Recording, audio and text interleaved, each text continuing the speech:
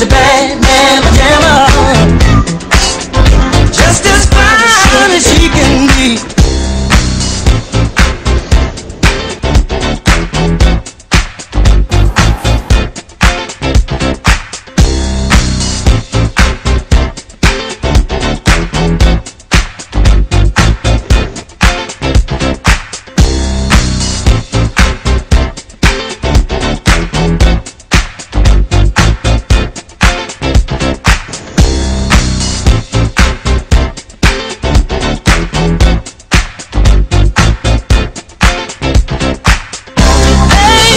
She's a bad mamma jamma, just as fine. They're a project on social welfare policy making, and we decided to focus on TANF, which is the Temporary Aid for Needy Families. My slide is on social welfare policies, and social welfare policies are policies that give individuals government aid, and they do this either through entitlements or means testing. So the first type is entitlements, and entitlements are government aid that is provided to individuals and is available to everyone, and it is similar to insurance that people buy into first and they receive back later. Examples of entitlements are Social Security and Medicare. The next type is means-tested programs, and unlike entitlements, they are controversial because they're only available to certain specific groups of people. To receive means-tested aid, you need to prove that you are below the poverty line, and this brings the argument of the deserving poor versus the undeserving poor. The deserving poor are people that have their economic condition due to losing a breadwinner, disabilities, or poor economic opportunities. And on the other hand, undeserving poor are people that are responsible for their condition and they are just dependent on the government for money. So overall, social welfare is more controversial and it causes more confusion than any other public policy. This is because people have the misconceived view that the government is just handing money to the poor, but this is actually not true. 5/6 of all money that goes to social programs actually goes to programs such as Social Security and Medicare that are available to middle class and wealthy Americans. Actually, only 17% of the money from the government actually goes to the poor. In addition, most Americans support helping retirees and the elderly, but as far as giving money to the poor, it's a very controversial issue, and it's a different story. Hello there. My section is the income distribution. Now I'm going to start off describing the differences between income and wealth. Income is the amount of money one earns between two given points of time, while wealth is the total value of one's assets, including cars, households, bank accounts, bonds, stocks, etc. The U.S. is known to have the widest extremes of income, and the median income of the United States in 2005 was around $46,000, which means half of Americans earn more than that, and half of Americans earn less than that. During the 60s and 70s, income distribution was generally constant, but over the last 4 decades, there have been large increases in income inequality. It shows that the rich get richer while the poor get poorer. There are a couple of hundred billionaires and a couple million millionaires, but there are millions more living below the poverty line. The poverty line takes into account what a family must spend to live an austere standard of living. In 2005, the poverty line limit was $15,277, which means that there are 37 million citizens, or 12.6% of all Americans, who were poor in 2005. Although this count tends to underestimate the seriousness due to the millions who drop in and out of poverty each year. Another way of seeing this, 50.4% of working Americans have experienced at least 1 year in poverty in their lifetimes. The elderly used to make up most of those in poverty. However, today, unmarried women and their children now make up most of people living below the poverty line. Female-headed families or single mothers have a 30% chance of living below the poverty line, while families with 2 parents have under a 6% chance of living in poverty. This is known as the feminization of poverty. All right, thanks, Aaron. Now for a more hard-hitting topic, taxation. As we get older and get more high-paying jobs and start paying taxes, we're going to have to worry about where we spend our money and how we spend it. As Benjamin Franklin puts it, nothing is certain in life but death and taxes. No matter where we go, no matter who we are, we will always have to pay taxes in any country. There are 4 types of taxes. There's proportional tax, where everybody across the board has to spend the same amount. So if you were a rich billionaire, you would still have to pay the same amount of taxes as a person who only gets a couple thousand a year. The second type of tax is a progressive tax. It's where the rich are taxed more than the poor. So if you were a billionaire such as Bill Gates, you would be taxed more heavily than the poor. The third type is a regressive tax, which is the opposite of progressive tax. It's where the poor are taxed more than the rich. An example of this would be sales tax, because the poor have to buy more cheap things which have to do with sales tax, such as like canned foods and different processed items. The fourth type of tax is the EITC, or the Earned Income Tax Credit. This is for extremely impoverished families or citizens who need government aid to move on with their lives. Monthly, they would earn a set amount of income, and they would have to just survive off that until they get their own job. As this graphic shows, even though we were fighting for a war against the British, people still did not like to pay taxes.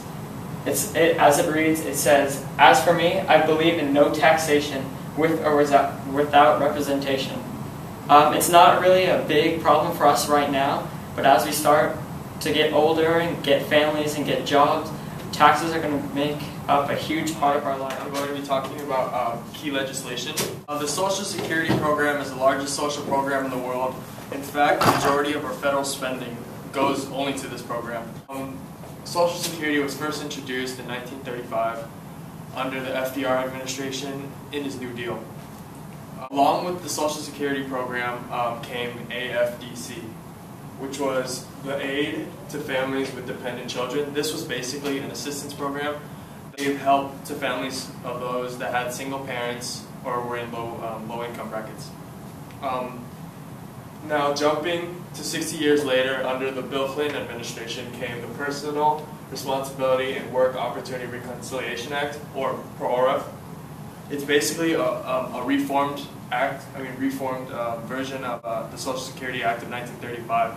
However, now it gives each state a fixed amount of money to run their own welfare program. What came along with that was TANF is the temporary aid to needy families, and this program basically gave money to those who lost their jobs. And the rules to TANF was basically they'll give you money for 2 years or up to 2 years to find work in 24 months, like I just said, or all their benefits would be lost. I'm going to talk about Saines versus Roe. Saines versus Roe was a case that basically had a ruling on whether it was constitutional or unconstitutional for people to move from state to state for better benefits. The ruling was unconstitutional, and policymakers and iron triangles. Bill Clinton wanted to change welfare and had the support of Congress, which was predominantly Republican, which is surprising. He passed PRORA, which is the Personal Responsibility and Work Opportunity Reconciliation Act, which in the essence changed the ADFC into Temporary Assistance for Needy Families, as known as TANF. So basically from PRORA, each state would receive a fixed amount of money to run its own welfare programs, and then people on welfare would have to find work within 2 years, or they would lose all their benefits completely. And the lifetime max of 5 years was also established. And then Newt Gingrich, as Speaker of the House, led the Republican Party in support of the Democratic president and his new welfare policies. And Congress drafted PRORA in accordance with Bill Clinton's ideals. And then since its signing in 1996 until December 2002, the number of welfare recipients has declined from 12.2 million to only 5 million. And then lastly, George W. Bush permitted states to finance programs promoting marriage because it was seen as a way to help the struggles with poverty. A possible iron triangle for social welfare would be one in which the bureaucratic agency would be the Department of Health and Human Services, and then the Congressional Committee would be the Senate Health, Education, Labor, and Pensions Committee. And lastly, the interest group would be either the American Association of Retired Persons or the Council on Infant and Child Health and Welfare. Thank you. Alright, so future problems. When Social Security was first enacted, the worker to recipient ratio was 25 to 1. This was because very few people lived long enough to receive their benefits. Now, however, due to an increase in medical advancements, about 65 to 70% of all people live past age 65. So more workers are needed to fund each recipient. The future ratio will soon be 2 to 1, and in about 25 years, it is projected that the recipients will outnumber the workers. This was a very major unintended circumstance because during the New Deal they never expected any of this. This is also very devastating to our economy because as of right now, our government is already in debt to the Social Security Trust Fund because, like all banks, they don't just keep all the money in the dungeons behind the vault doors like we thought when we were kids. So, with less and less funds going in and more taken out each year, the Social Security is on its way to bankruptcy. So it may not even exist for the generation paying into it now to receive their cost of living allowance when the time comes.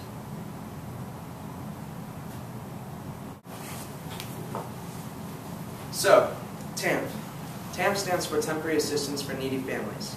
This changed welfare as we knew it. It took aid to families with dependent children, AFDC, and changed it from a program that had limited regulation on how a state should spend money on welfare,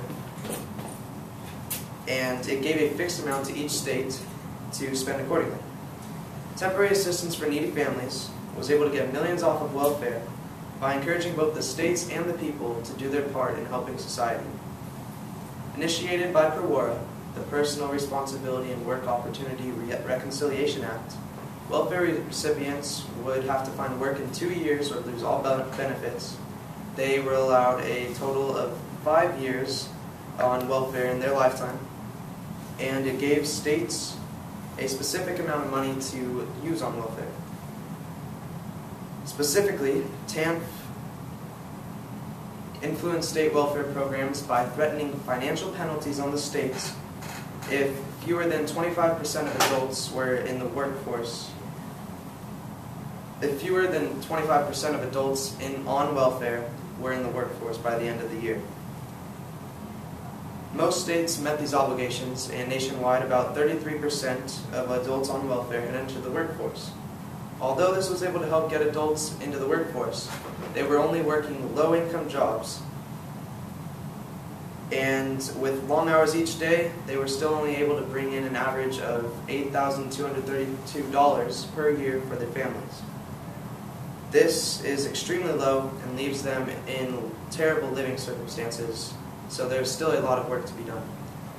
So now we're going to go into a video on something that brings a little uplifting mood on social welfare policies.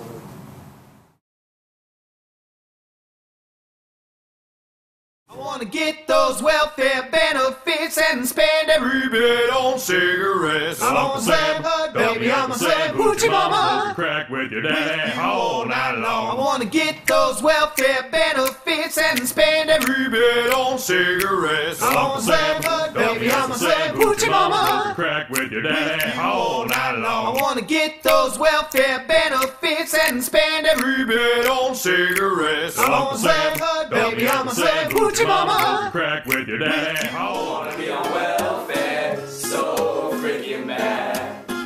Buy a brand new porch string for my hat. And I won't do anything